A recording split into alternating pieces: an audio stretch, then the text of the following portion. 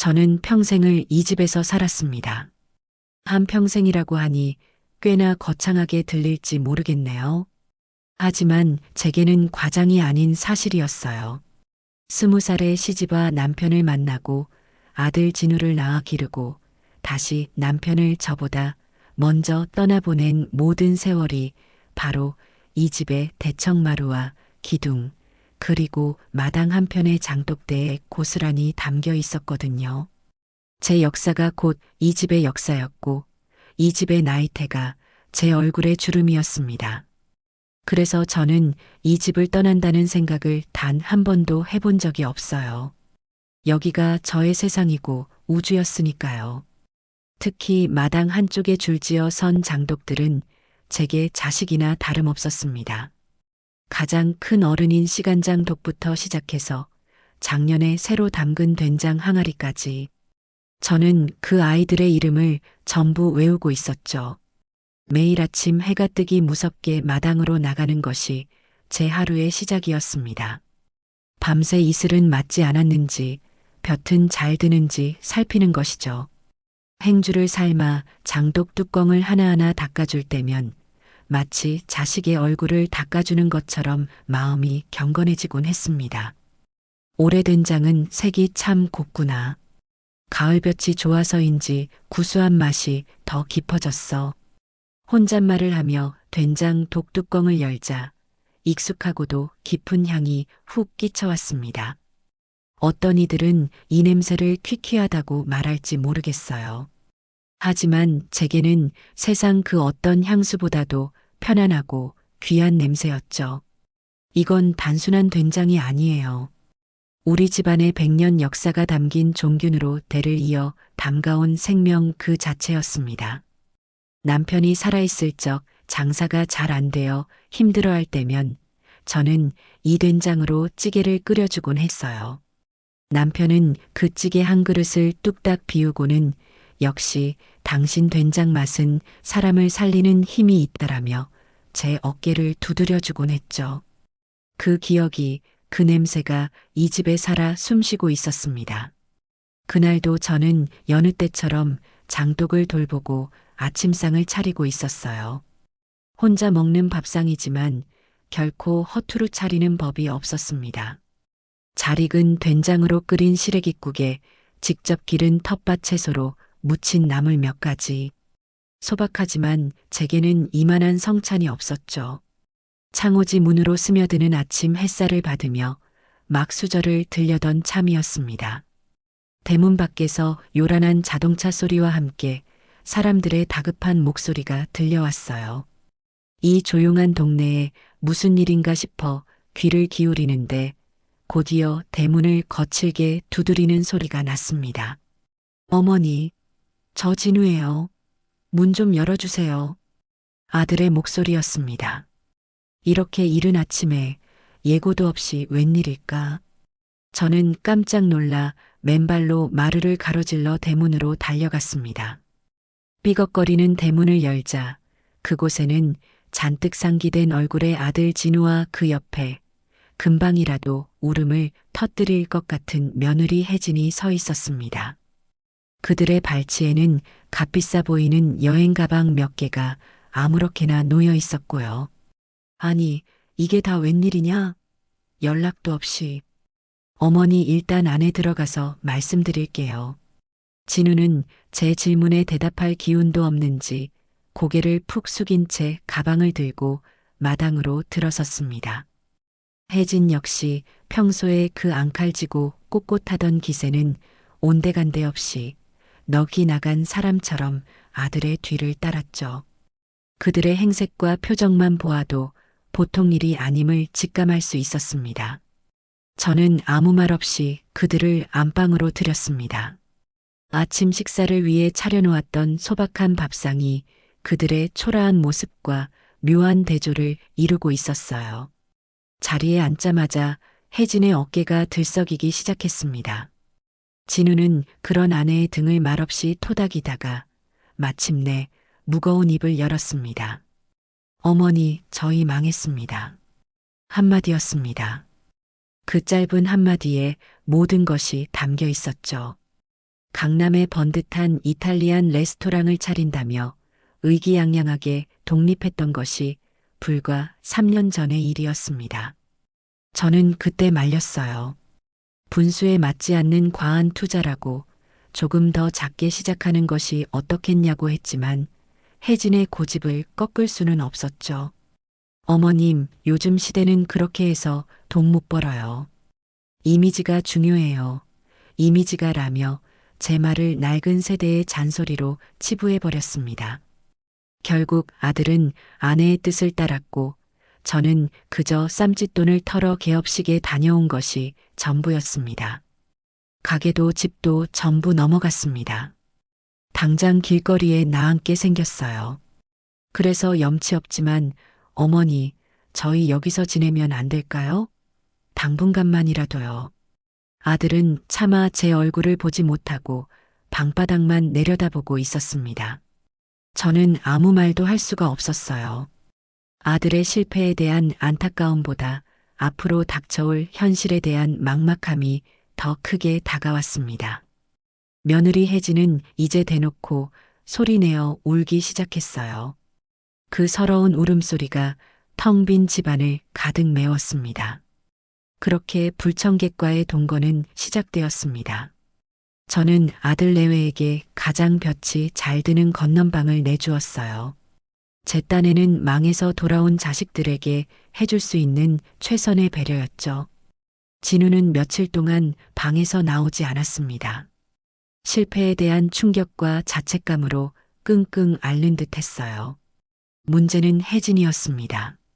그녀는 슬픔에 잠겨 있을 여유조차 없는 사람처럼 이 집에 들어온 첫날부터 사사건건 불만을 표출하기 시작했습니다. 어머님, 이 방은 너무 추워요.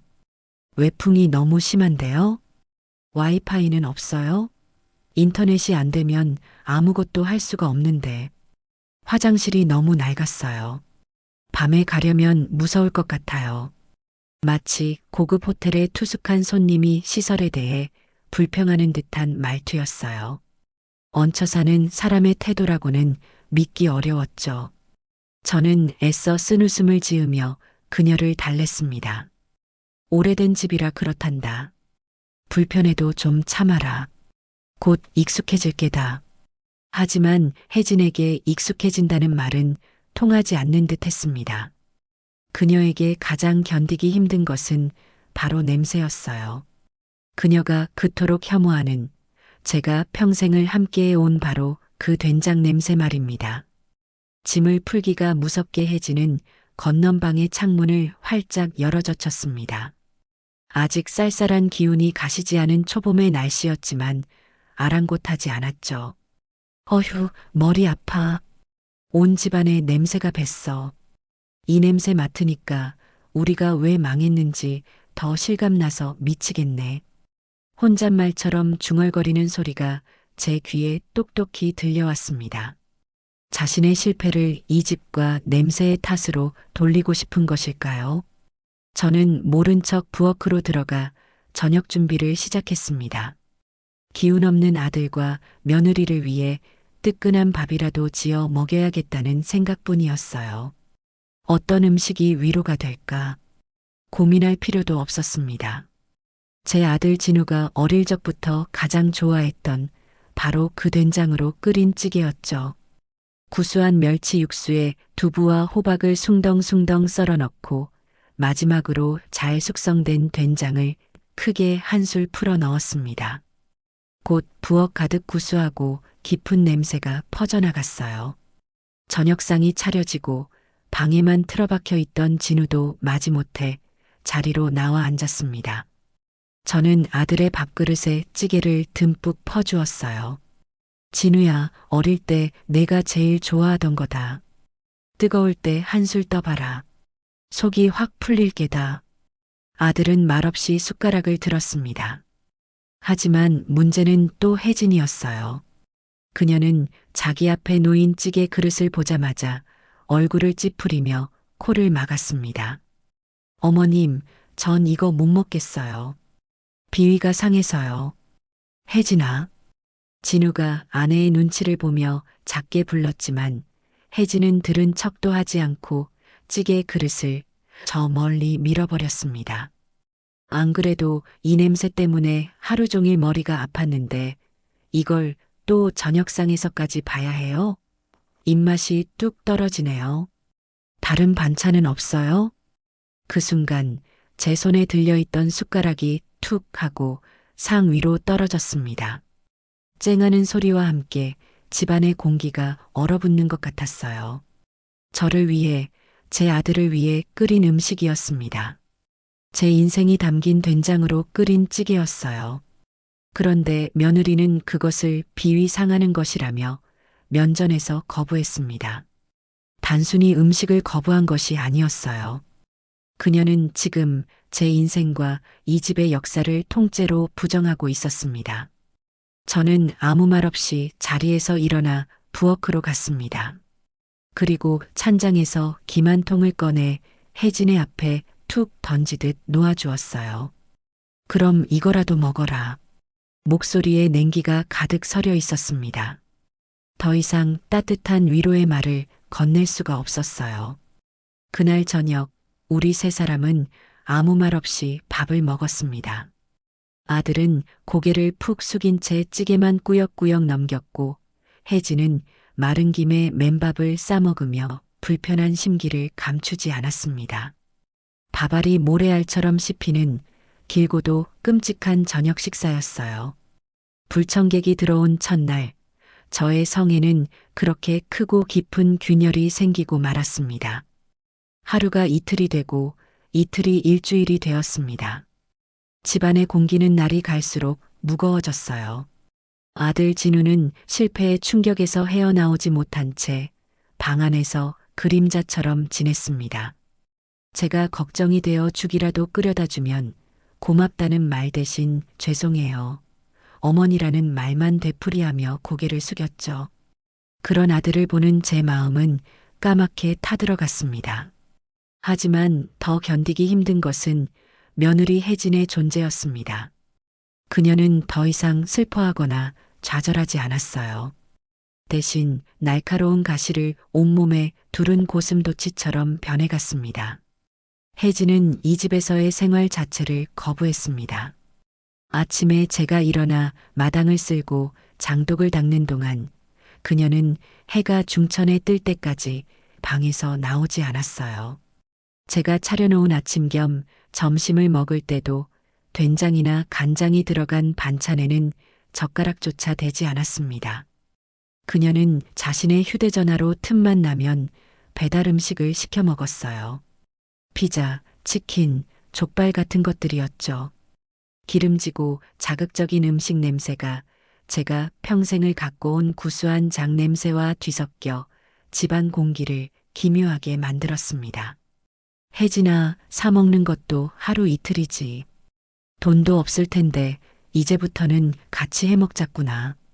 제가 보다 못해 한마디 하면 그녀는 기다렸다는 듯 쏘아붙였습니다. 어머님 음식을 제가 어떻게 먹어요? 제 입맛이랑은 안 맞기도 하고 솔직히 위생적으로도 좀 그렇잖아요. 저 장독대 뚜껑 연다고 벌레가 안 들어가겠어요? 먼지가 안 들어가겠어요? 그녀의 말에 저는 기가 막혀 아무 대꾸도 할 수 없었습니다. 제 인생의 자부심이 며느리의 눈에는 그저 비위생적인 세균 덩어리로 보이는 모양이었어요. 그녀는 거기서 그치지 않고 대형마트에서 값싼 방향제를 여러 개 사와 집안 곳곳에 뿌리고 다녔습니다. 머리가 아플 정도로 인공적인 라벤더 향, 레몬 향이 코를 찔렀죠. 그 향은 된장 냄새를 없애기는커녕 오히려 역하게 뒤섞여 숨을 쉬기조차 힘들게 만들었습니다. 이게 무슨 냄새냐? 머리가 다 아프구나. 된장 냄새보다는 낫잖아요, 어머님. 저는 이 편이 훨씬 상쾌하고 좋은데요. 그녀는 제 고통스러운 표정을 보면서도 눈 하나 깜짝하지 않았어요. 심지어 빨래를 할 때도 자신의 옷과 수건은 반드시 따로 분리해서 세탁기를 돌렸습니다. 제가 이유를 묻자 그녀는 너무나 당연하다는 듯 말했죠. 어머님 옷에 밴 그 퀴퀴한 냄새가 제 옷에 옮을까 봐요. 아시잖아요. 저 그런 거 정말 못 참는 거. 선을 긋는 정도가 아니었어요. 그것은 격리이자 저와 제 삶의 방식에 대한 완전한 거부였습니다. 저는 이 모든 것을 묵묵히 참아냈습니다. 망에서 돌아온 아들 내외를 품어주지 못하는 속 좁은 시어머니가 되고 싶지는 않았거든요. 하지만 저의 인내는 혜진의 분노를 잠재우기는커녕 오히려 더 큰 불을 지피는 연료가 될 뿐이었습니다. 어느 주말 오후였어요. 아마도 혜진의 친구에게서 안부 전화가 걸려왔던 모양입니다. 저는 마루에 앉아 콩을 고르고 있었는데 건넌방에서 혜진이 전화 통화를 하는 소리가 들려왔습니다. 처음에는 울먹이는 목소리로 자신의 신세를 한탄하는가 싶더니 통화가 끝난 후에는 그 분노의 화살이 고스란히 진우에게로 향했습니다. 들었지, 진우 씨. 내 친구들, 이제 나 불쌍해서 동정하기 시작했어. 우리가 왜 이렇게 됐는데? 그깟 레스토랑이 뭐라고. 내 인생을 이렇게 구렁텅이에 처박아. 미안해, 여보, 다 내 탓이야. 미안하면 다야? 당신 정말 이대로 살 작정이야? 이 냄새에 나는 집구석에 처박혀서 평생 어머니 눈치나 보면서 살 거냐고. 당신 남자 맞아? 혜진의 목소리는 점점 더 날카로워졌고 급기야 물건을 집어 던지는 듯한 파열음까지 들려왔습니다. 저는 더 이상 참을 수가 없어 방으로 다가가 문을 열었습니다. 그만하지 못하겠느냐? 제 고함에 두 사람은 잠시 입을 다물었지만 그것도 잠시였습니다. 혜진은 붉게 충혈된 눈으로 저를 똑바로 쏘아보며 말했습니다. 어머님은 저희 심정 모르세요. 평생 이 집에서 편하게만 사셨으니 저희처럼 모든 걸 잃은 사람 마음을 어떻게 아시겠어요? 저희는 여기가 지옥 같아요, 지옥. 지옥이라니요. 제가 평생을 바쳐 갖고 온 제 아들을 낳아 기른 이 집이 지옥이라니. 저는 가슴에 커다란 돌덩이가 내려앉는 듯한 통증을 느꼈습니다. 말이면 다인 줄 아느냐. 너희가 갈 곳이 없어 받아주었더니 이제는 이 집을 지옥 취급해? 그럼 저희더러 어쩌라고요. 이 집이라도 팔아서 빚이라도 갚고 다시 시작할 수 있게 도와주셔야 하는 거 아니에요? 어머니 아들이 이렇게 망가져가는데 저 장독대만 끌어안고 계실 거냐고요. 드디어 그녀의 본심이 터져나왔습니다. 그녀에게 이 집은 그저 팔아서 돈으로 바꿀 수 있는 부동산일 뿐이었습니다. 저의 역사도 추억도 자부심도 그녀에게는 아무런 가치가 없었죠. 오직 자신들이 제기할 수 있는 미천, 그 이상도 이하도 아니었습니다. 그날 밤 저는 잠을 이룰 수가 없었습니다. 마루에 나와 앉아 서늘한 밤 공기를 마시며 생각에 잠겼어요. 저 며느리를, 저 아들을 데리고 앞으로 어떻게 살아가야 할까? 까만 밤하늘에 별들만 총총히 빛나고 있었습니다. 그때 건넌방에서 또다시 부부의 대화 소리가 새어나왔습니다. 벽에 귀를 대지 않아도 낡은 창호지 문은 그들의 목소리를 막아주지 못했어요. 진우 씨, 똑바로 생각해. 우리가 여기서 이렇게 지내는 건 시간 낭비야. 당신 어머니, 저 집이랑 장독대에 대한 애착이 보통이 아니신 거 알아. 하지만 지금 우리 처지에 그런 거 따질 때야? 당신이 아들이잖아. 당신이 어머니를 설득해야지. 혜진아, 그만해. 어머니한테 그 집이 어떤 의미인지 알면서 어떻게 그런 말을 해. 의미가 밥 먹여줘? 우리가 지금 길바닥에 나앉게 생겼는데 그깟 낡은 집 의미가 뭐가 중요해? 당신 정말 답답해서 미치겠네. 당신이 못하겠으면 내가 해. 내가 어머니 앞에 무릎이라도 꿇고 빌 테니까 어떻게든 이 집 팔아서 여길 벗어나자고. 며느리의 악에 바친 목소리를 들으며 저는 조용히 눈을 감았습니다. 제 마음속에서도 무언가 단단히 결심이 서고 있었습니다. 저들의 욕망을, 저들의 절박함을 저는 더 이상 외면할 수 없었습니다. 아니, 외면해서는 안 되겠다고 생각했죠. 그날 이후 혜진은 놀랍게도 저에 대한 직접적인 공격을 멈췄습니다. 대신 그녀는 새로운 전략을 들고 나왔죠. 그것은 동정심 유발이었습니다. 혜진은 시름시름 앓는 사람처럼 행동하기 시작했어요. 제가 차린 밥상 앞에서는 숟가락만 깨작거리다 말고 하루 종일 방에 누워 이불을 머리끝까지 뒤집어 쓰고 있었습니다. 간간이 그녀의 방에서는 작은 흐느낌 소리가 새어나오기도 했죠. 혜진아, 어디 아픈 게냐? 병원이라도 가봐야지. 제가 걱정이 되어 물으면 그녀는 힘없는 목소리로 대답했습니다. 아니에요, 어머님. 그냥 모든 게 다 제 잘못인 것 같아서 살고 싶은 의욕이 없네요. 그녀는 진우가 곁에 있을 때면 그 증세가 더욱 심해졌습니다. 창밖을 보며 하염없이 눈물을 흘리거나 여보, 나 이 냄새 때문에 정말 숨이 막혀서 죽을 것 같아 라며 그의 품에 안겨 가녀리게 속삭였죠. 저는 그 모든 것이 계산된 연기라는 것을 어렴풋이 짐작하고 있었습니다. 하지만 아들 진우는 달랐어요. 그는 아내의 연약한 모습에 완전히 마음이 무너져 내리고 있었습니다. 제 아들은 원래부터 마음이 여리고 정에 약한 아이였으니까요. 어머니, 혜진이 저러다 정말 큰일 나겠어요. 밥도 거의 못 먹고 잠도 제대로 못 자는 것 같아요. 진우는 초조한 얼굴로 제게 아내의 상태를 보고하듯 말했습니다. 그의 눈에는 아내에 대한 걱정과 함께 이 상황을 해결하지 못하는 자신에 대한 깊은 자책감이 서려 있었어요. 혜진의 작전은 정확히 먹혀들고 있었던 겁니다. 저는 그저 시간이 약일 계달하며 아들을 다독일 뿐이었습니다. 하지만 제 마음은 편치 않았어요.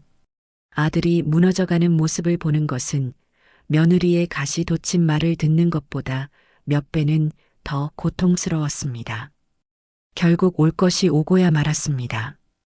혜진의 연기가 절정에 달했던 어느 날 밤이었어요. 그날따라 유난히 밤 공기가 차갑게 느껴졌습니다. 저는 잠이 오지 않아 툇마루에 앉아 있었는데 진우가 조용히 제 곁으로 다가왔습니다. 그리고는 아무 말 없이 제 앞에 털썩 무릎을 꿇었습니다. 진우야, 이게 무슨 짓이냐? 어서 일어나거라. 어머니, 불효자식 용서하세요. 아들의 목소리는 심하게 떨리고 있었습니다. 그는 한참을 고개도 들지 못하고 어깨를 들썩이다가 마침내 결심한 듯 입을 열었습니다. 어머니, 저희 이대로는 못 살아요. 혜진이가 저러다 정말 죽을 것 같아요. 제가 무능해서, 제가 못나서 혜진이를 저렇게 만들었어요. 제가 평생 속죄하며 살아야죠. 하지만 이대로는 안 되겠어요. 어머니, 제발 저희 좀 살려주세요. 아들은 제 바짓가랑이를 붙잡고 눈물로 호소했습니다. 그의 눈물은 제 손등 위로 뚝뚝 떨어져 내렸죠. 이 집이 저희가 다시 일어설 수 있는 마지막 희망이에요. 어머니께 이 집이 평생의 모든 것이라는 거 제가 왜 모르겠어요. 하지만 이번 한 번만 못난 아들 살리는 셈치고 저희 소원 좀 들어주시면 안 될까요? 이 집 팔아서 빚 갚고 작은 가게라도 하나 얻어서 새로 시작하고 싶어요. 그렇게만 해주시면 제가 평생 어머니 업고 다니겠습니다. 네, 제발요, 어머니.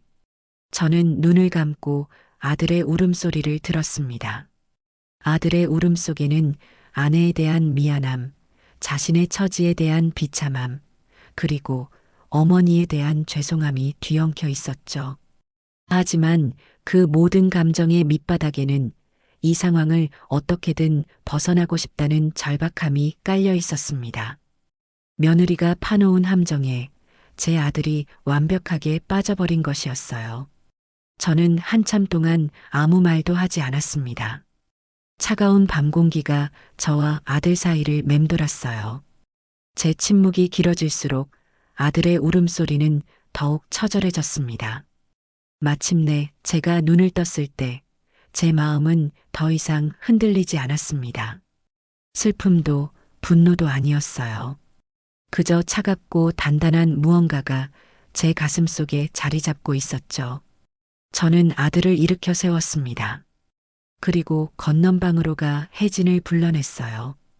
어리둥절한 표정의 혜진과 눈물 범벅이 된 진우를 제 앞에 앉혀놓고 저는 조용히 입을 열었습니다. 제 목소리는 저 자신도 놀랄 만큼 차분하고 낮게 깔려 있었어요. 알겠다. 네, 어머니. 내 소원이 그렇다면 내 들어주마. 내 아들이 저렇게 죽어가는 꼴은 볼 수가 없으니. 저는 혜진을 똑바로 바라보며 말했습니다. 이 집 팔자. 그 말을 듣는 순간 진우는 놀라움과 안도, 죄책감이 뒤섞인 표정으로 저를 바라보았고 혜진의 얼굴에는 아주 찰나의 순간이었지만 숨길 수 없는 기쁨과 승리감의 빛이 스쳐 지나갔습니다. 물론 그녀는 곧바로 표정을 감추고 눈물을 글썽이며 제 손을 잡았죠. 어머님 정말 감사해요. 저희 때문에 어머님 평생의 보금자리를 저희가 앞으로 정말 잘할게요. 평생 이 은혜 잊지 않을게요. 그녀의 악엇에 눈물을 보며 저는 속으로 조용히 되뇌었습니다. 그래, 내 소원대로 이 집을 팔아주마. 하지만 그 결과가 내가 원하는 대로 되지는 않을 것이다. 그날 밤 저는 수십 년 만에 처음으로 깊은 잠을 잤습니다. 제 마음속에 내린 차가운 결심이 오히려 저를 편안하게 만들어준 모양이었어요. 다음 날 아침 집안의 분위기는 완전히 달라져 있었습니다. 혜진은 언제 아팠냐는 듯 활기가 넘쳤어요. 제게 어머님 아침 진지 드세요라며 살갑게 굴었고 심지어 제가 마당을 쓰는 것을 거들어주기까지 했습니다. 물론 그녀의 빗자루는 장독대 근처에는 얼씬도 하지 않았지만요. 아들 진우는 여전히 죄스러운 표정이었지만 그래도 어둠의 터널을 빠져나온 듯 한결 낯빛이 밝아져 있었습니다. 저는 그들의 모습을 무심히 지켜보며 아침 식사를 마친 뒤 곧바로 전화기를 들었습니다. 제가 전화를 건 곳은 이 동네에서 수십 년간 부동산을 운영해 온 박 사장이었어요. 그는 제 남편과도 막역한 사이였죠. 여보세요, 저입니다. 아이고, 형수님.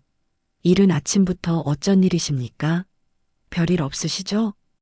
박 사장의 활기찬 목소리에 저는 용건을 말했습니다. 집을 좀 팔아야겠습니다.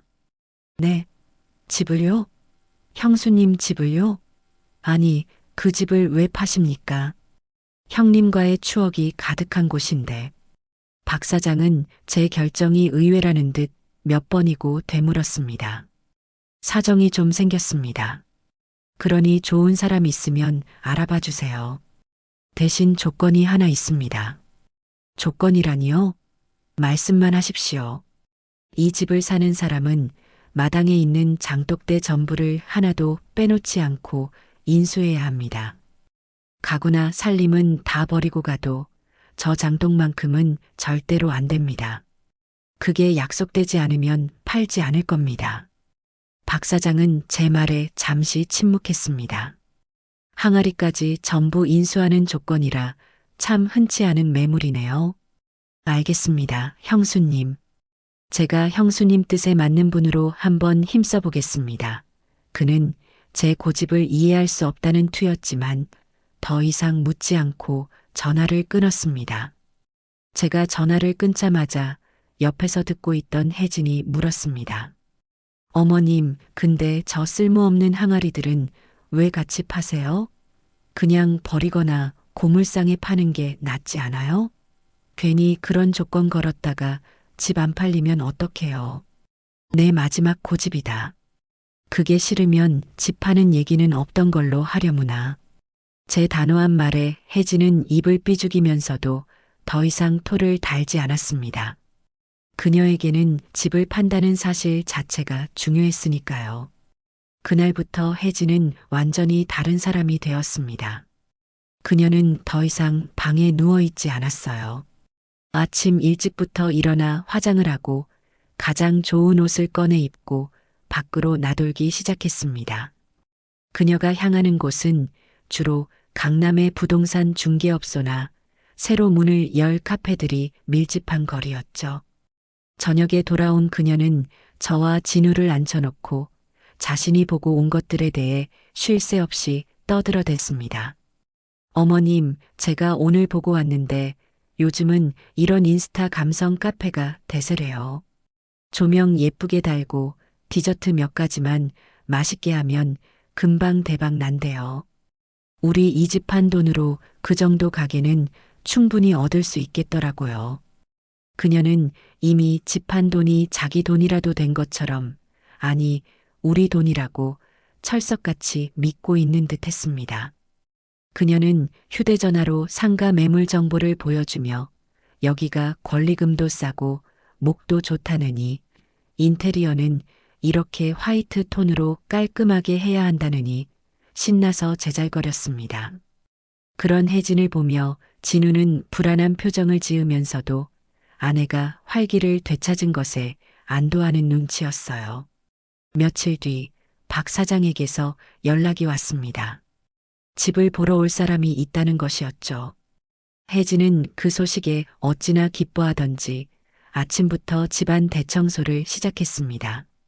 물론 그녀의 청소는 거실과 방 화장실에 국한되었고 장독대가 있는 마당은 여전히 제 차지였지만요.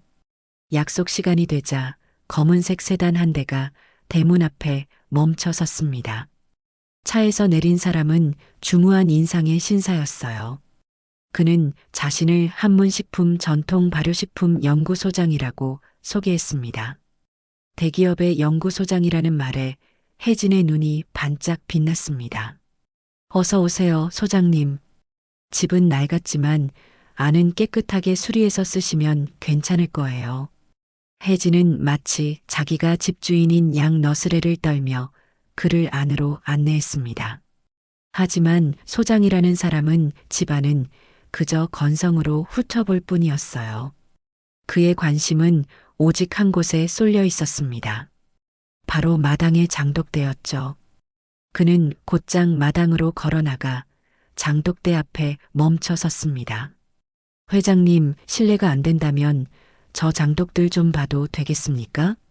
그는 저를 회장님이라고 불렀습니다. 저는 고개를 끄덕였죠. 그는 장갑을 끼고 가방에서 작은 주걱과 측정기 같은 것을 꺼냈습니다. 그리고는 가장 오래된 시간장 독부터 차례대로 뚜껑을 열기 시작했어요. 이야, 이 색깔 좀 보십시오. 이건 단순한 검은색이 아닙니다. 1000번을 덧칠한 오칠처럼 깊고 영롱한 빛깔이 나는군요. 그는 간장을 조금 맛보더니 눈을 감고 그 맛을 음미했습니다. 산미, 감미, 연미 어느 하나 튀는 것 없이 완벽한 조화를 이룹니다. 이 정도의 시간장은 돈으로도 구할 수 없는 보물입니다. 그는 연신 감탄사를 터뜨리며 다른 된장 독들도 차례로 확인했습니다. 그는 제게 된장의 숙성 기간, 소금의 종류, 매주를 쓰는 방식 등 아주 전문적인 질문들을 던졌습니다. 그가 질문을 할 때마다 저는 막힘없이 대답해 주었죠. 우리의 대화를 혜진과 진우는 조금 떨어진 곳에서 신기한 구경이라도 난 듯 멍하니 바라보고 있었습니다. 무슨 문화재 감정이라도 나왔나 봐. 저런 항아리 덩어리가 뭐라고 저렇게 호들갑이야. 다 버려야 할 쓰레기들인데. 혜진이 작게 투덜거리는 소리가 제 귀에 들려왔습니다. 저는 그저 못 들은 척 소장의 감탄 어린 표정을 지켜볼 뿐이었습니다. 그는 1시간이 넘도록 장독대 앞에서 떠날 줄을 몰랐습니다. 그리고 마침내 자리에서 일어나 제게 깊이 허리를 숙이며 말했습니다. 회장님, 정말 대단하십니다. 이런 귀한 유산을 지금껏 지켜오셨군요. 저희 회사와 꼭 좋은 인연을 맺고 싶습니다. 빠른 시일 내에 정식으로 제안을 드리겠습니다. 그가 돌아간 후 혜진은 이해할 수 없다는 표정으로 제게 물었습니다. 어머님, 저 사람 이상하네요. 집은 보지도 않고 웬 장독 타령만 저렇게 해요? 저러다 집 안 산다고 하는 거 아니에요? 저는 빙그레 웃으며 대답했습니다. 글쎄다. 기다려보면 알게 되겠지. 저는 알고 있었습니다. 그가 본 것은 낡고 초라한 집이 아니라 그 안에 숨겨진 진짜 보물이라는 것을요. 며칠이 지나지 않아 한문식품 측에서 정식으로 연락이 왔습니다. 박 사장을 통해 전달된 그들의 제안은 저를 제외한 우리 가족 모두를 충격에 빠뜨리기에 충분했습니다. 그들이 제시한 금액은 이 동네의 낡은 주택 시세를 아득히 뛰어넘는 그야말로 상상을 초월하는 거액이었어요. 혜진은 박 사장에게 전해 들은 액수를 몇 번이고 되물었습니다. 사장님, 지금 0을 하나 더 붙여서 말씀하신 거 아니죠? 정말 그 금액이 맞다고요? 그렇다니까요. 아, 글쎄. 나도 내 눈을 의심했다니까. 그런데 계약서 초안을 보니 이유가 있더라고. 박 사장이 팩스로 보내온 계약서 초안에는 아주 흥미로운 특약사항이 명시되어 있었습니다. 본 계약의 총 매매 대금은 50억 원으로 하며 이 중 부동산 토지 및 가옥의 가치는 7억 원으로 책정한다. 나머지 43억 원은 해당 가옥 내에 보존된 100년 시간장을 포함한 전통 발효식품 자산 일체와 그 제조 기술력에 대한 지적재산권 인수 비용으로 책정한다. 저는 그 조항을 혜진과 진우 앞에서 소리내어 천천히 읽어주었습니다. 진우는 믿을 수 없다는 듯 멍한 표정이었고 혜진은 잠시 말을 잃는가 싶더니 곧이어 그녀의 얼굴에 탐욕과 환희가 뒤섞인 기묘한 미소가 번지기 시작했습니다. 그녀에게 중요한 것은 돈의 출처가 아니었어요. 그저 상상도 못할 큰 돈이 생긴다는 사실 그 자체였죠. 계약은 일사천리로 진행되었습니다. 며칠 뒤 한문식품의 법무팀과 연구소장이 직접 우리 집을 방문해 정식 계약을 체결했죠. 두꺼운 계약서에 제가 도장을 찍는 순간 혜진은 옆에서 발을 동동 구르며 어쩔 줄을 몰라 했습니다. 진우는 여전히 어색하고 죄스러운 표정으로 구석에 서 있었고요. 계약이 끝나고 모든 서류 절차가 마무리되자마자 제 휴대전화로 문자 메시지 한 통이 도착했습니다. 은행에서 온 입금 완료 알림이었죠. 문자 메시지에 찍힌 숫자를 확인하는 순간 혜진은 거의 비명을 질렀습니다. 어머님, 진짜 이 돈이 다 들어온 거예요? 세상에, 세상에. 우리 이제 고생 끝났어요. 그녀는 제게 달려와 제 팔을 붙잡고 아이처럼 기뻐하며 방방 뛰었습니다. 그녀의 머릿속은 이미 장밋빛 미래로 가득 차 있는 듯 했어요. 대박. 어머님, 우리 이걸로 빚 다 갚고도 돈이 엄청 남아요. 강남에 상가 얻는 건 문제도 아니겠어요. 제가 알아본 데가 있는데 거기가 요즘 뜨는 곳이라서 지금 들어가야 해요. 인테리어 예쁘게 하고 바리스타 자격증 있는 직원 뽑아서 진우 씨는 뭐 할 거냐고? 당신은 그냥 카운터나 봐. 이런 건 다 내 전문 분야니까. 그녀는 쉴 새 없이 떠들어댔습니다. 그녀의 계획 속에서 저는 없었습니다. 이 집을 팔아 생긴 돈은 온전히 자신과 진우, 아니, 자기 자신의 재기를 위한 발판일 뿐이었죠. 저는 그녀가 혼자만의 꿈에 부풀어 떠드는 모습을 잠시 동안 말없이 지켜보았습니다.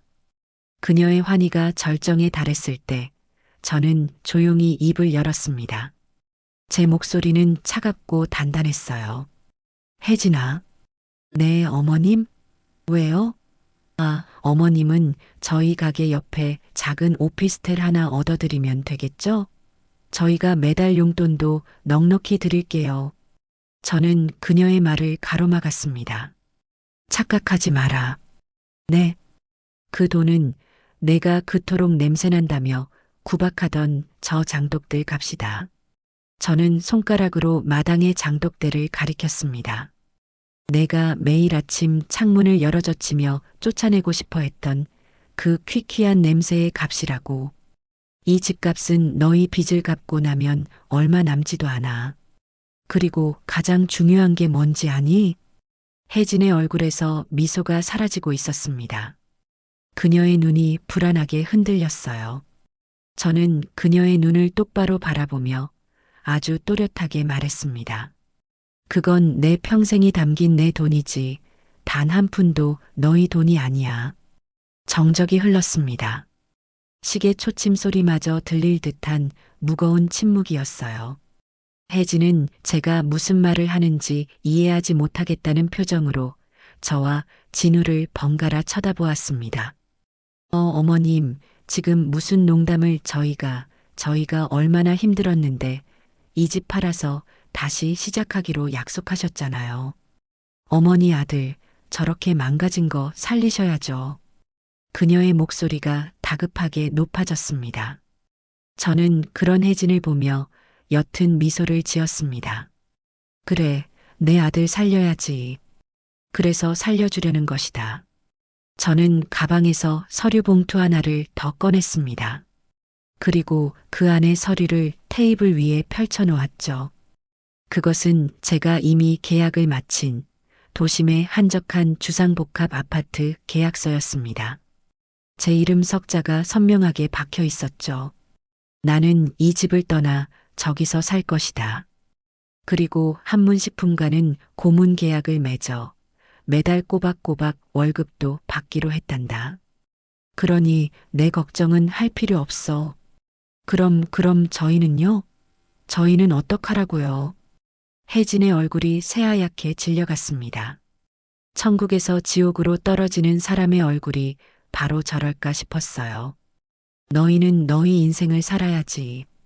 이 돈은 너희가 기생해서 살아갈 동아줄이 아니야. 나는 내 아들이 자기 힘으로 다시 일어서는 모습을 보고 싶지. 시어미 등골 빼먹고 사는 꼴은 보고 싶지 않구나. 이것이 제가 오랫동안 준비해온 대답이었습니다. 며느리의 소원을 들어주기로 결심한 그날 밤부터 저는 이 모든 것을 계획하고 있었습니다.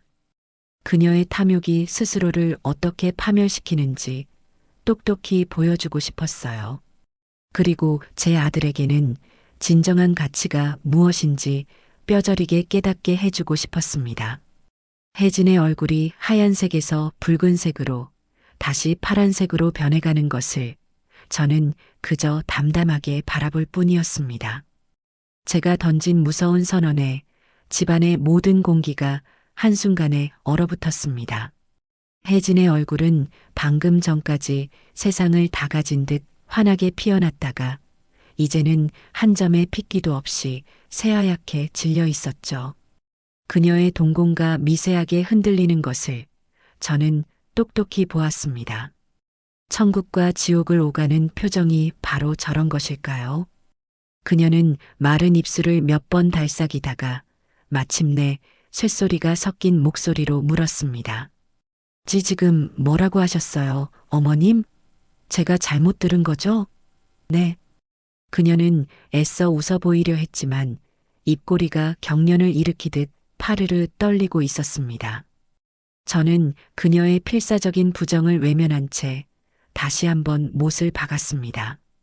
잘못 듣지 않았다. 이 돈은 내 인생의 값이고 따라서 내 돈이다.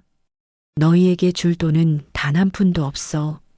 그 순간 혜진의 눈에 서려 있던 마지막 이성의 끈이 툭 하고 끊어지는 것이 보였습니다. 그녀의 하얀 얼굴이 순식간에 붉게 달아오르기 시작했어요. 사기꾼. 그녀의 입에서 터져나온 첫 마디는 그것이었습니다. 더 이상 저를 어머님이라고 부르지도 않았죠. 이게 사람 할 짓이야? 가족한테 어떻게 이럴 수가 있어? 우리가 망해서 길바닥에 나앉게 생긴 거 뻔히 알면서 희망 고문한 거잖아. 우리를 갖고 논 거냐고. 혜진은 테이블 위에 있던 제 새 아파트 계약서를 와락 움켜쥐더니 갈기갈기 찢어 허공에 뿌렸습니다. 종이 조각들이 눈처럼 흩날리며 방바닥으로 떨어져 내렸죠. 재밌었어? 우리가 이 집 팔릴 날만 손꼽아 기다리면서 당신 앞에서 온갖 아양 떨고 재롱 부리는 동안 재밌었냐고. 이 영악한 늙은이. 그녀의 입에서 차마 입에 담지 못할 욕설과 폭언이 쏟아져 나왔습니다. 그녀는 분을 이기지 못하고 거실에 있던 화병을 집어들어 바닥에 내동댕이 쳤습니다. 쨍그랑 하는 요란한 파열음과 함께 산산조각난 자기 조각들이 사방으로 튀었습니다. 저는 그저 미동도 없이 그 모든 광경을 지켜보고 있었어요. 예상했던 반응이었고 놀랄 것도 없었습니다. 그녀의 본성이 저것밖에 되지 않는다는 것을 이미 알고 있었으니까요. 문제는 아들 진우였습니다. 그는 이 모든 상황이 믿기지 않는다는 듯 저와 혜진을 번갈아 보며 어쩔 줄을 몰라 했습니다. 그의 얼굴에는 당혹감과 혼란, 그리고 아내의 광기에 대한 공포가 서려 있었죠. 혜진아, 그만해. 정신 차려. 어머니 앞에서 무슨 짓이야. 진우가 마침내 혜진의 팔을 붙잡으며 말렸지만 그것은 불길에 기름을 붓는 격이었습니다. 혜진은 진우의 손을 거칠게 뿌리치며 그의 뺨을 후려쳤습니다. 짝 하는 날카로운 소리가 집안을 울렸어요. 비켜. 당신도 똑같아. 이 무능한 자식아.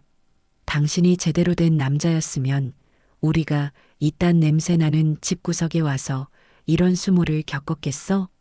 당신 엄마한테 말 한마디 제대로 못해서 이 사달을 만든 게 누구인데? 혜진의 분노는 이제 저를 넘어 아들에게로 향했습니다. 그녀는 진우의 가슴을 주먹으로 쿵쿵 내리치며 울부짖었습니다. 내가 무능해서 망한 거야. 내가 변변찮아서 우리가 이 꼴이 된 거라고. 그런데 이제 와서 누구 편을 들어? 당신 엄마 편 드는 거야, 지금? 진우는 맞은 뺨을 감싸 쥔 채 아무 말도 하지 못했습니다. 그의 눈에 굵은 눈물방울이 맺히는 것이 보였어요.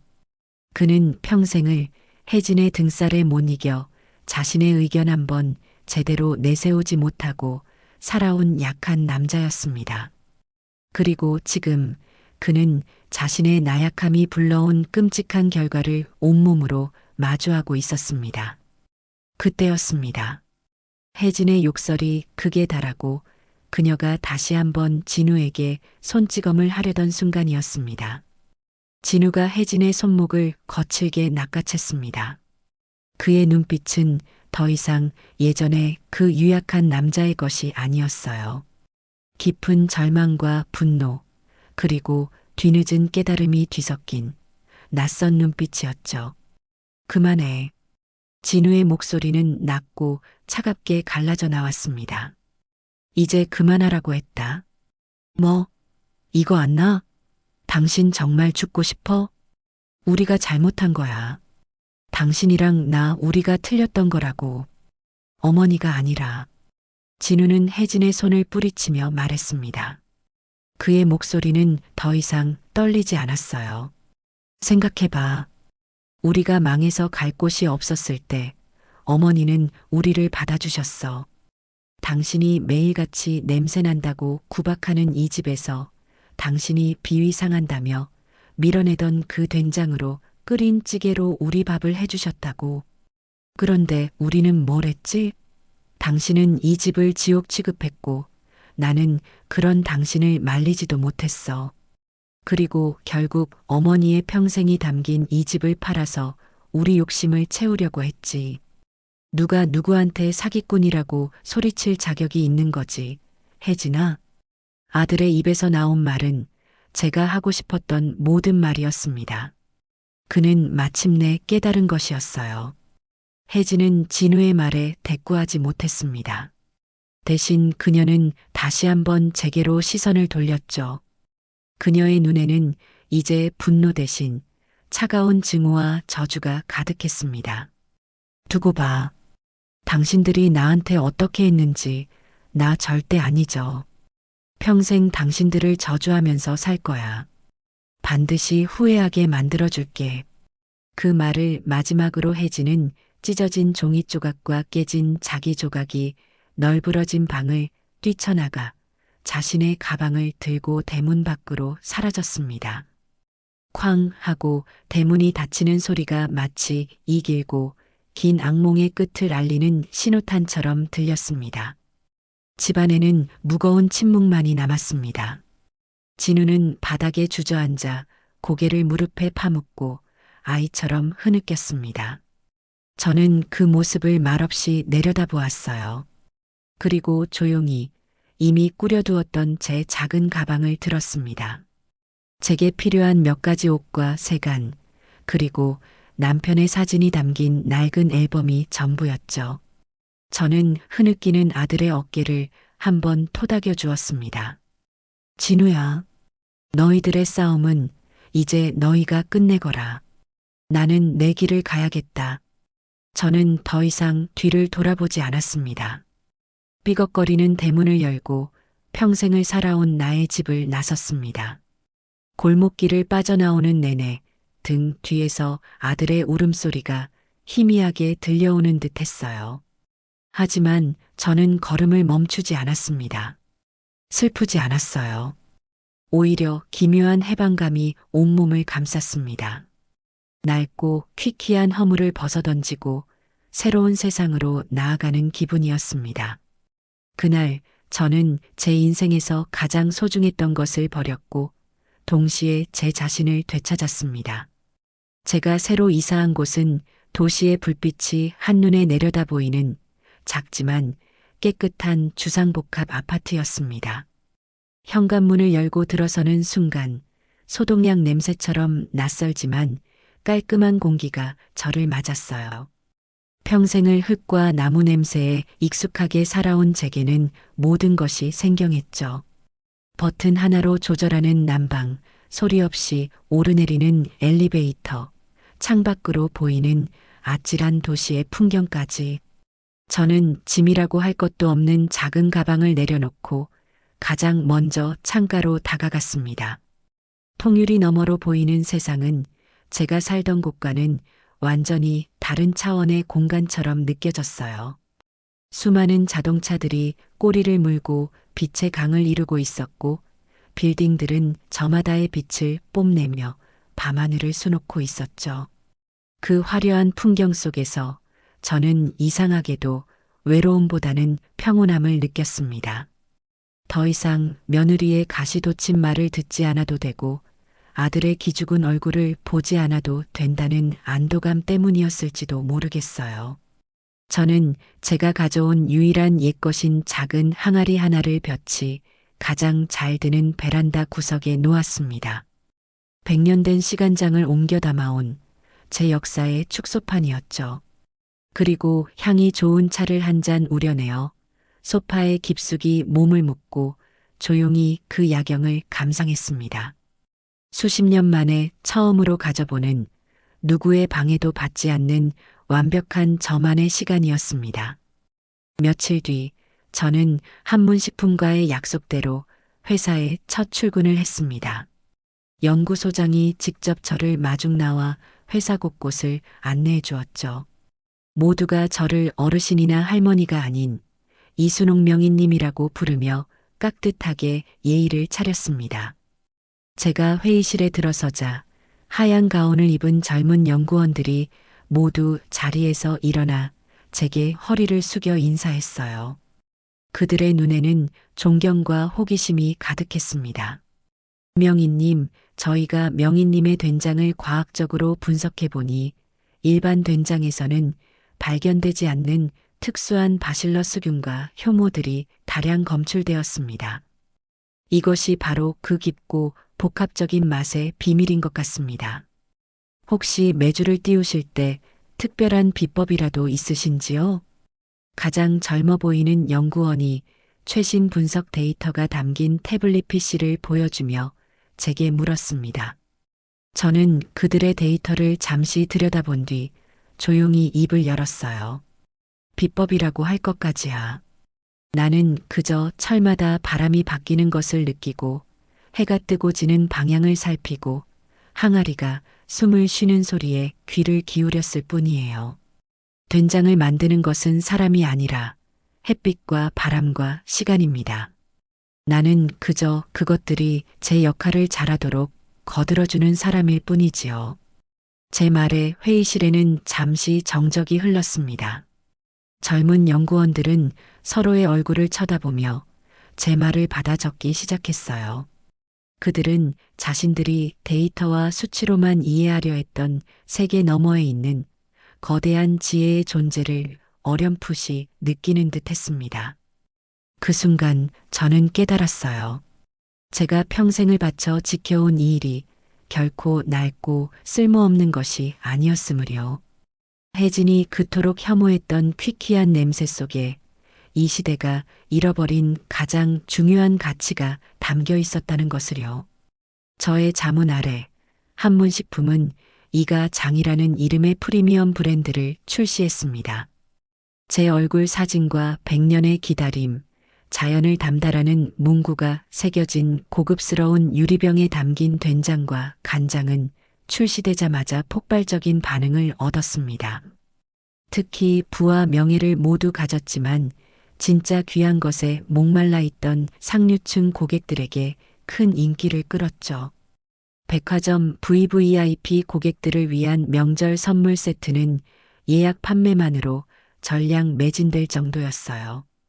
어느 날 저는 백화점 식품관에 들렀다가 제 브랜드가 진열된 매대 앞에 서게 되었습니다. 제 얼굴이 새겨진 제품을 사람들이 감탄 어린 표정으로 들여다보고 있었어요.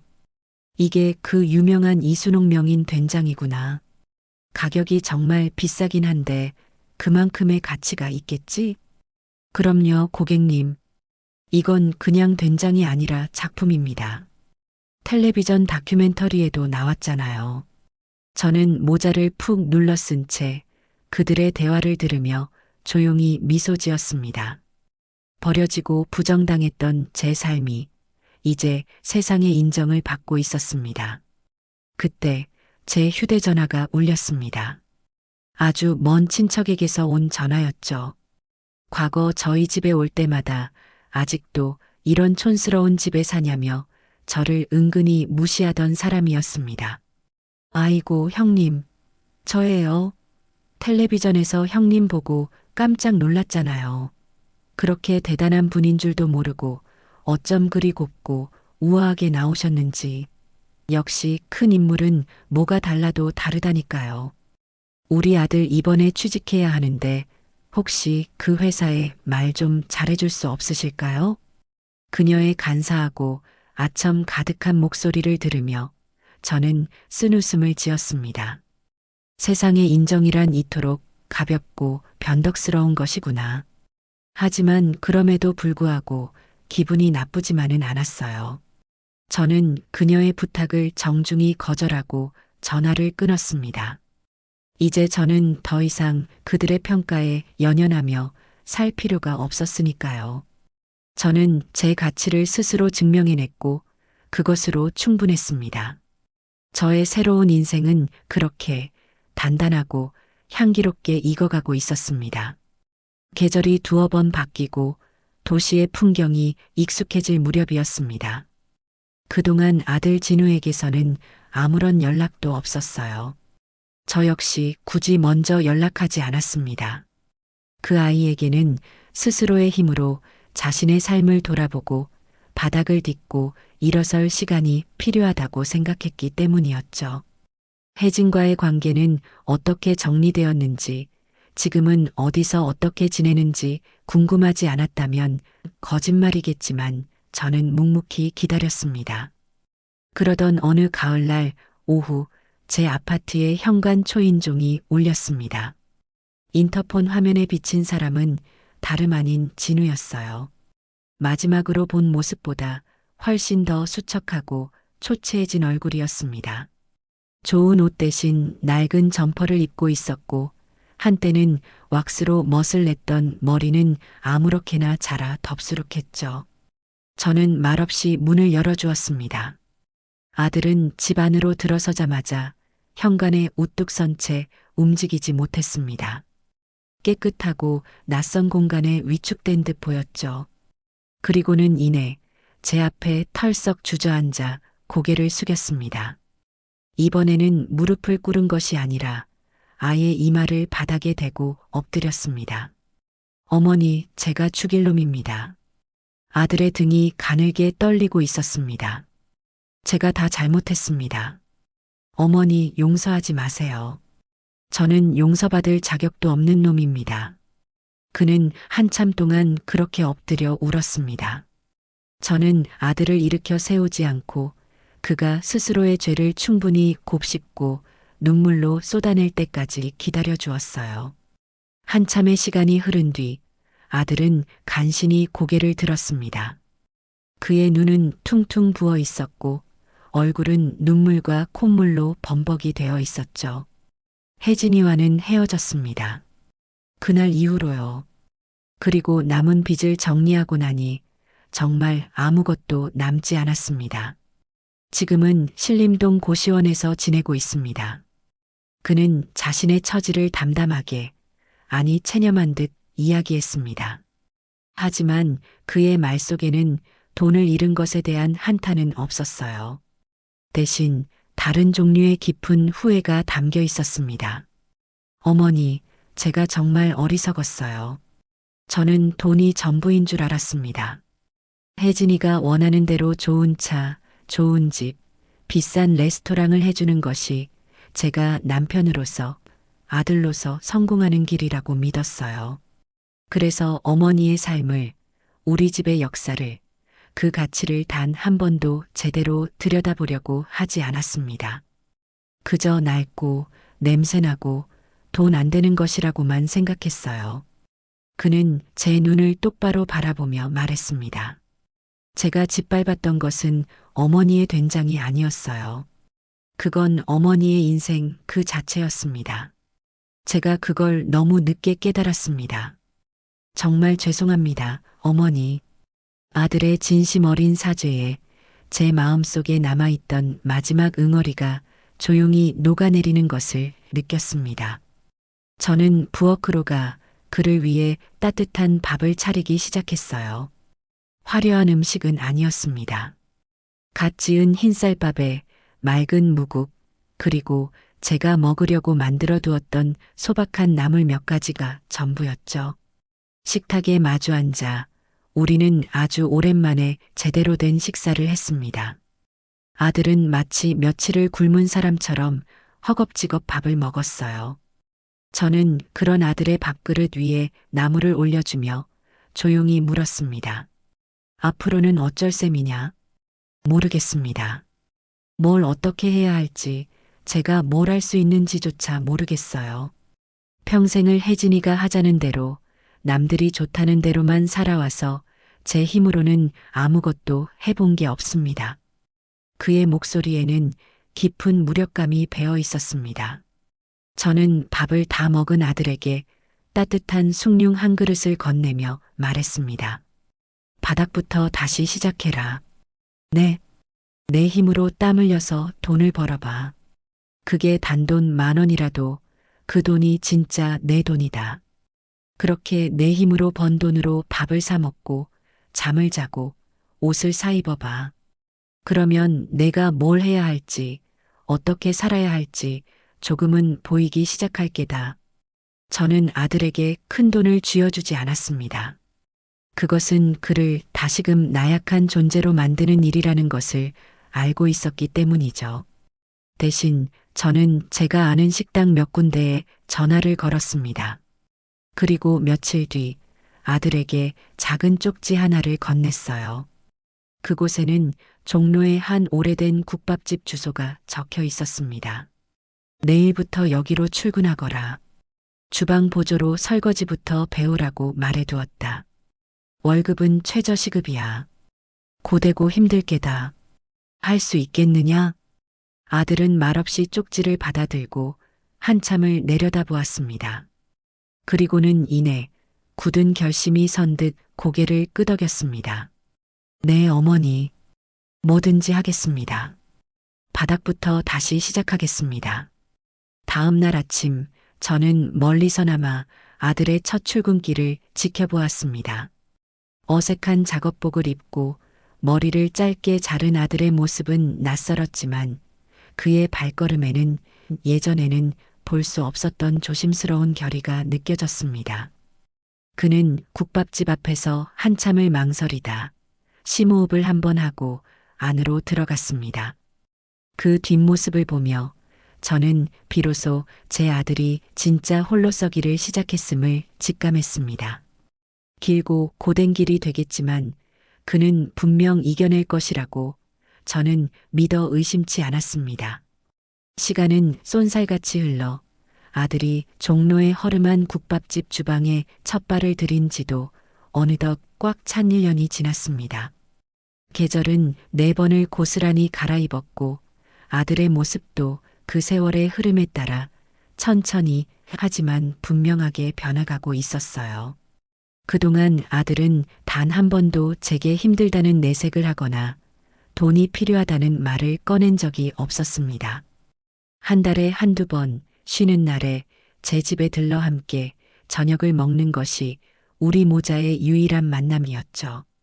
올 때마다 아들의 손은 점점 더 거칠어져 갔습니다.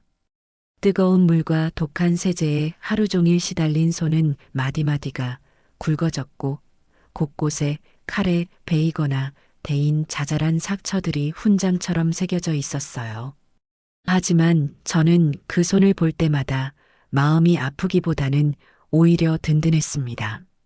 그 손이야말로 아들이 자신의 삶을 제 힘으로 일궈나가고 있다는 가장 정직한 증거였으니까요. 그의 눈빛 역시 마찬가지였습니다. 한때는 아내의 눈치를 보며 불안하게 흔들리거나 모든 것을 잃고 절망에 빠져 공허하게 텅 비어 있던 그의 눈은 이제 뚝배기 속에서 오랜 시간 우러난 국물처럼 깊고 단단한 빛을 띠고 있었습니다. 그는 더 이상 제가 알던 유약하고 무기력한 아들이 아니었어요. 그러는 동안 혜진에 대한 소식도 바람결처럼 간간히 들려왔습니다. 대부분은 저의 성공 이후 어떻게든 저와 연을 만들어 보려는 옛 지인들의 입을 통해 전해진 것들이었죠. 하루는 과거 저희 동네 부녀회장을 하던 김 씨 부인이 제가 만든 명품 된장 세트를 비싼 돈 주고 사와서는 굳이 제 아파트까지 찾아온 적이 있었어요. 그녀는 한참이나 제 안색을 살피고 재단의 근황을 묻는 등 온갖 아양을 떨다가 마침내 본론을 꺼냈습니다. 명희님, 글쎄 그댁 며느리였던 애 말이에요. 소식 들으셨어요? 그녀의 목소리에는 동정보다는 호기심과 은밀한 즐거움이 더 많이 담겨 있었습니다. 저는 그저 찻잔을 매만지며 말없이 듣고만 있었죠. 아직도 정신을 못 차렸나 봐요. 명품 중고 사이트에 자기 가방이랑 구두, 옷가지를 내다 팔아서 생활한다는데 그것도 이제 거의 다 팔아서 바닥이 났다지 뭐예요?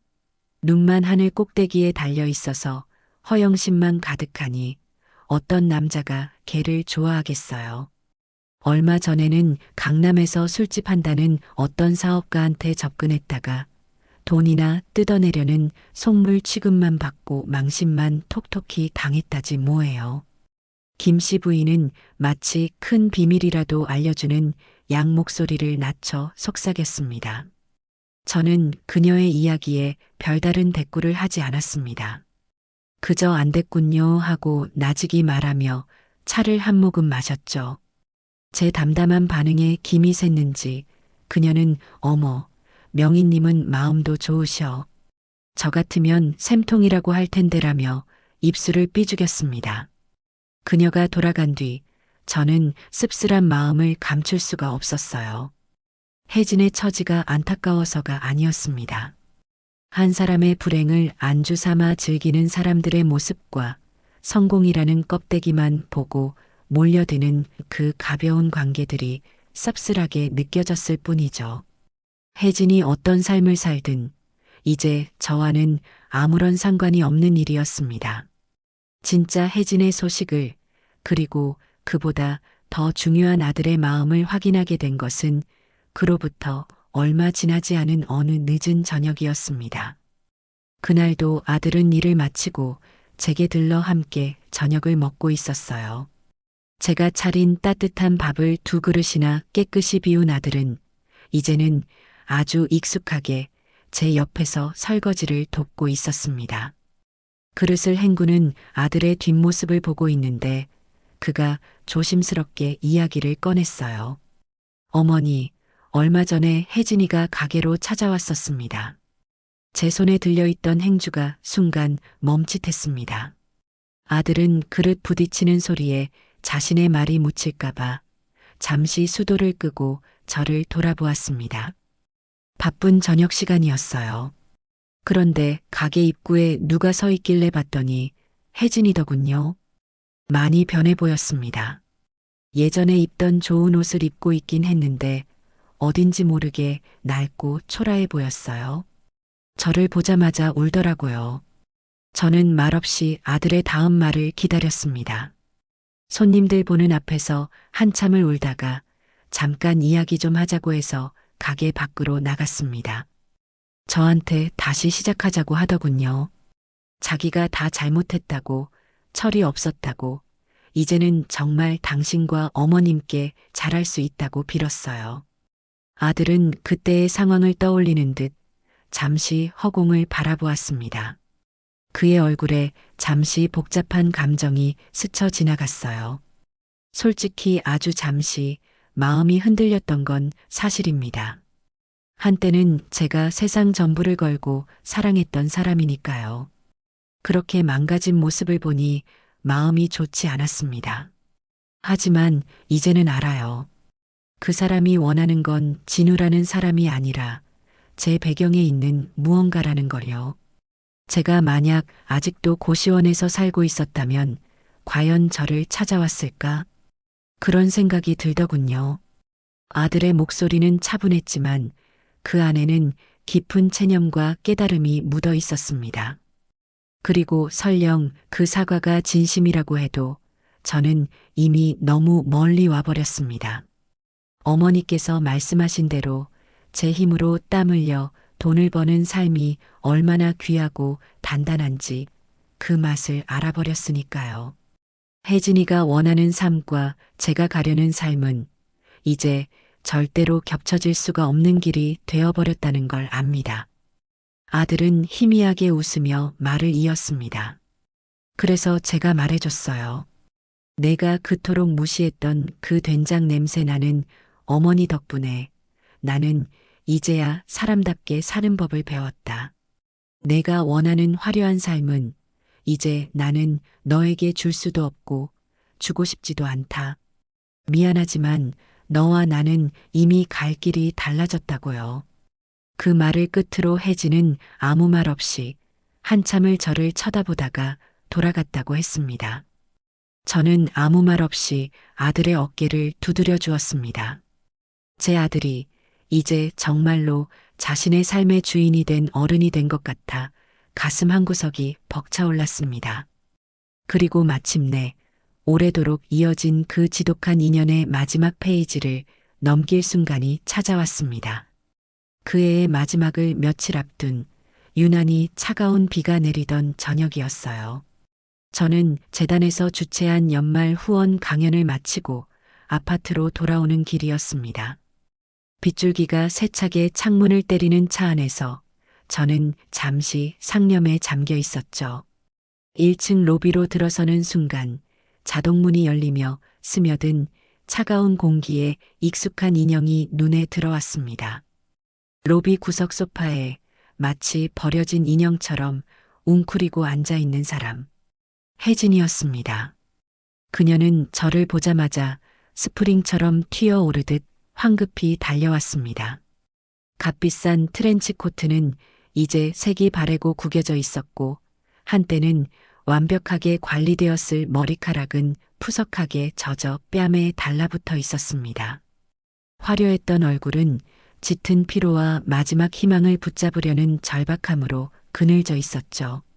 그녀는 제 앞에 서자마자 약속이라도 한 듯 눈물을 뚝뚝 흘리기 시작했습니다. 어머님, 제가 정말 죽을 죄를 지었어요. 제가 어리석었어요.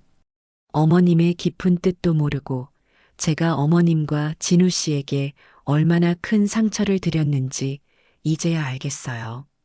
밤마다 후회하고 반성했어요. 제발 한 번만 용서해 주세요.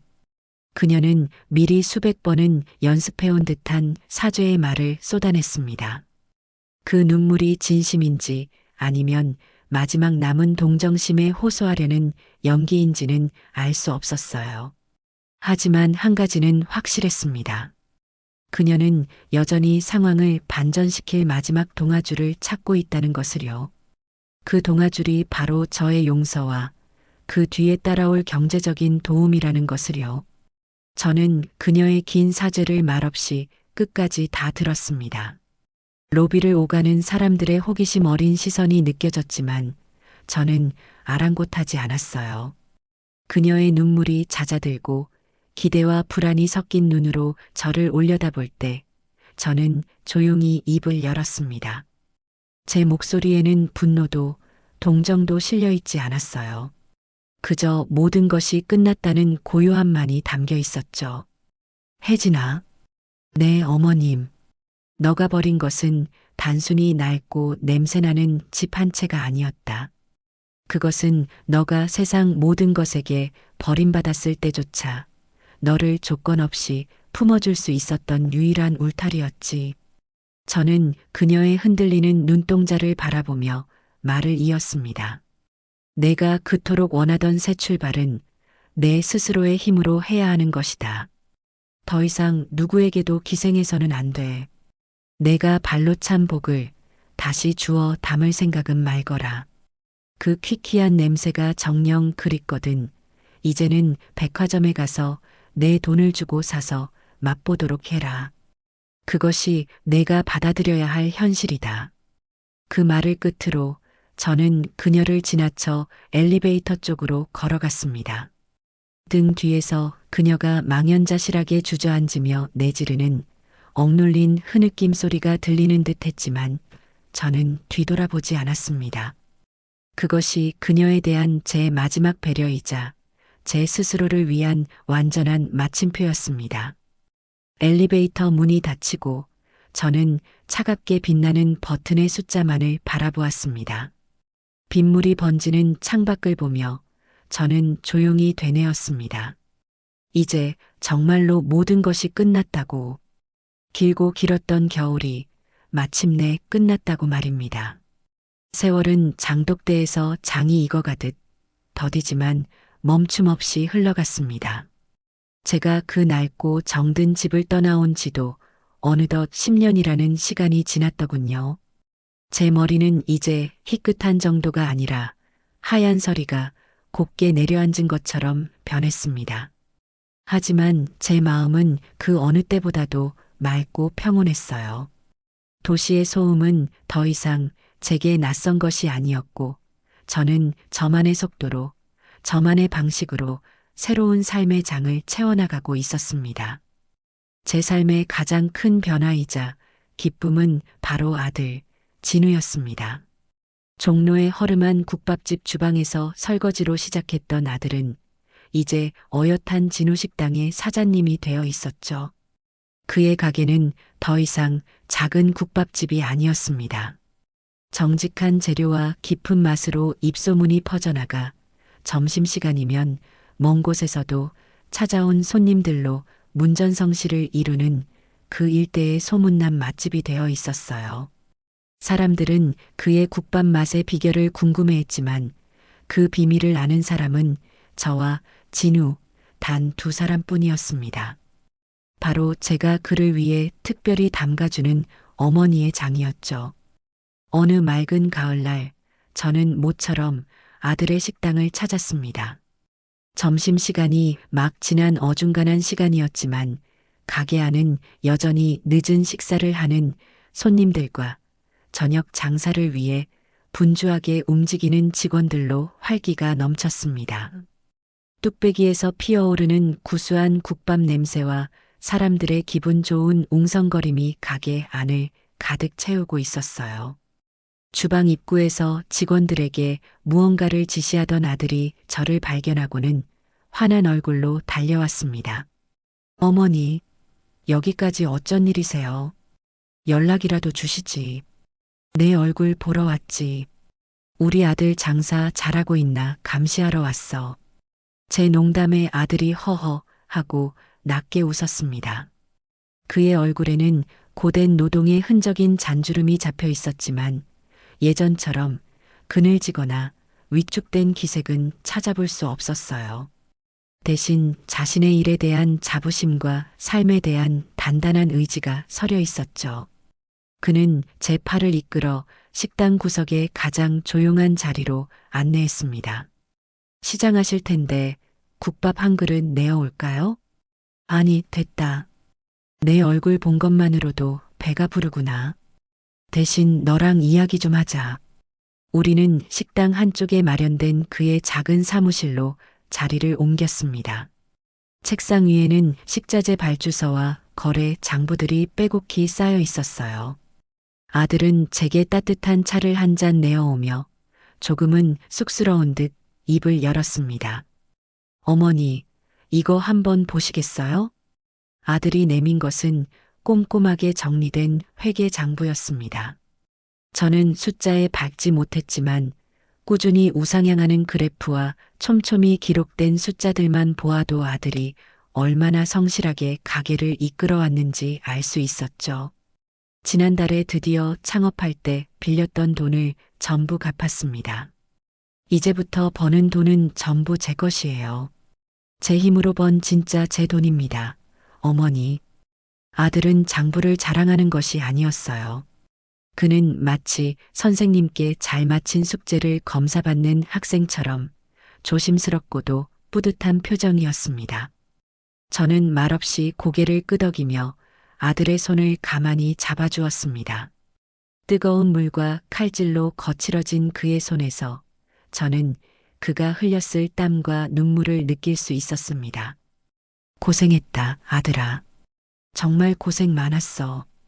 제 말에 아들의 눈시울이 살짝 붉어졌습니다. 아닙니다. 제가 국밥을 팔면서 깨달은 게 있어요. 손님들은 정직한 맛을 알아준다는 겁니다. 좋은 재료를 쓰고 정성을 다하면 반드시 그 마음이 전해지더군요. 특히 어머니께서 보내주시는 된장과 간장이 없었으면 지금의 진우식당은 없었을 겁니다. 처음에는 제 실력인 줄 알고 우쭐했던 적도 있었어요. 그런데 어느 날 장이 떨어져서 시판용 장으로 국을 끓여봤는데 아무리 애를 써도 그 깊은 맛이 나질 않더라고요. 그때 깨달았죠. 제 국밥 맛의 팔알은 어머니의 시간과 정성이라는 걸요. 우리는 한참 동안 그런 이야기를 나누었습니다. 그의 성공담이 아니었어요. 그가 바닥에서부터 한 걸음씩 걸어오며 깨달은 삶의 지혜에 대한 이야기였죠. 그는 최근에 자신을 믿고 오랫동안 함께 일해준 주방장에게 가게 지분의 일부를 나누어 주었다고 했습니다. 그리고 그의 이름으로 작은 분점을 하나 내어주고 싶다는 계획도 털어놓았죠. 욕심 때문이 아니라 자신이 받은 고마움을 나누고 싶다는 것이었어요. 저는 그런 아들이 너무나 대견하고 자랑스러웠습니다.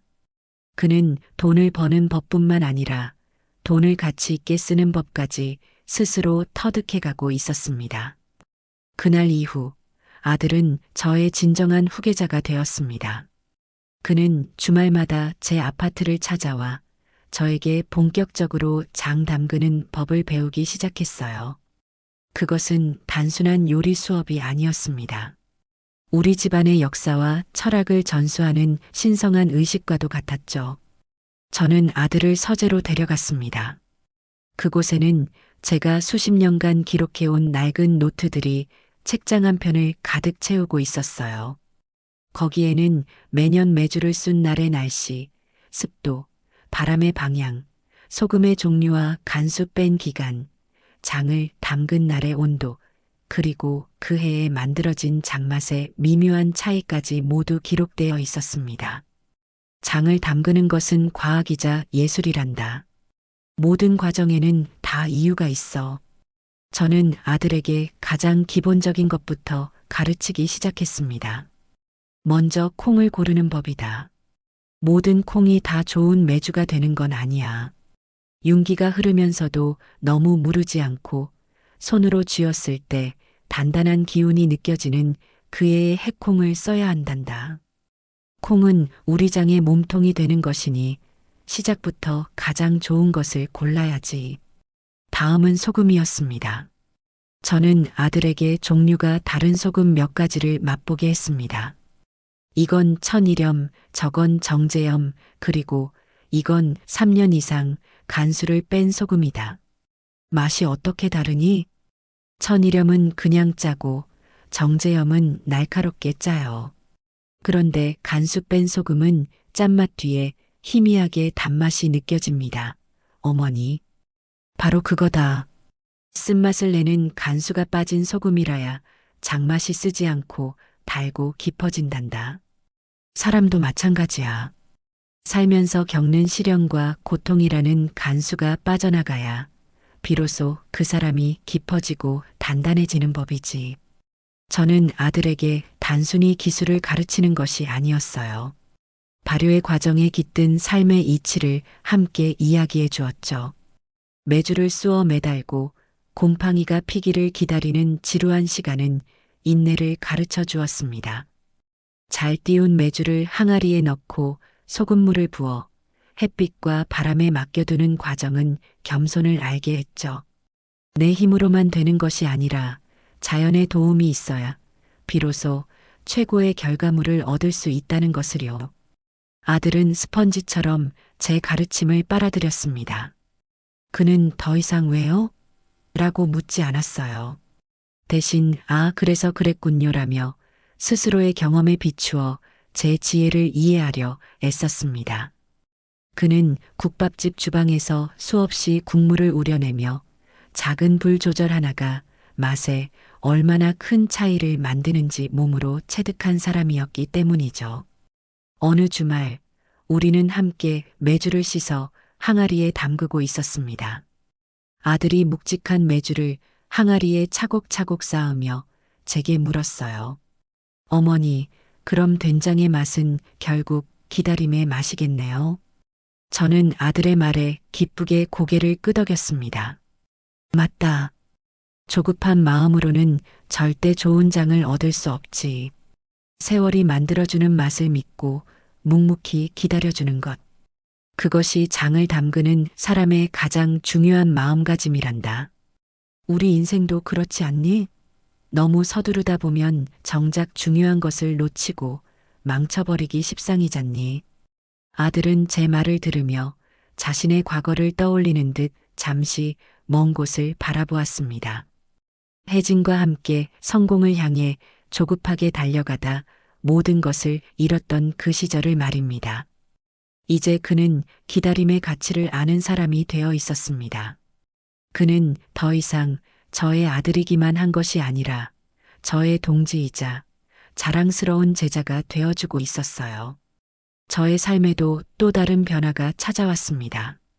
한문식품 고문으로 일하며 받은 급여와 이가 장 브랜드의 성공으로 받게 된 막대한 로열티는 제 노후를 보장하고도 남아도는 돈이었습니다.